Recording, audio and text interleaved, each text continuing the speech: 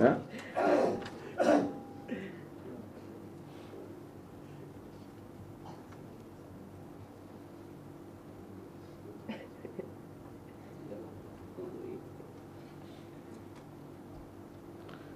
Saya tak faham. Dengan mensandarkan Islam itu mudah, dengan penerangan doktor sendiri ada banyak rukhsah dan merujuk kepada imam-imam selain Syafi'i. Bagaimana pula sekiranya terdapat golongan yang mencari dan mengamalkan perkara yang mudah, maka lebih afdal mendapati sunnah dan rukhsah dengan melakukan ibadat macam biasa sebab keadaan sekarang sudah canggih.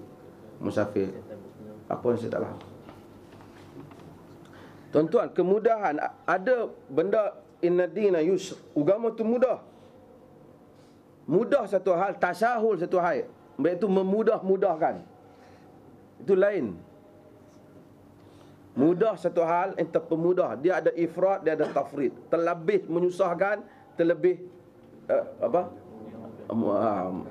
Islam sederhana. Kalau kita ambil kadar Islam yang asal, memang mudah. Orang musafir boleh qasar, boleh jamak.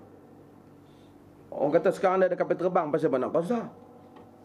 Tak, Allah beri.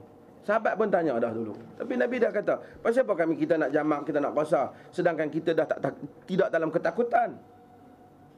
Dan Nabi telah kata, sadaqatun tasaddaqallahu alaikum faqbilu sadaqatah. Sedekah yang Allah sedekah pada kamu, terimalah sedekahnya. Jadi apa yang Allah, terutama orang yang sakit, masuk hospital, banyak lagi benda-benda yang dia boleh buat. Kalau tanpa dengan ajaran, tanpa dengan fiqh yang memudahkan, dia akan jadi susah.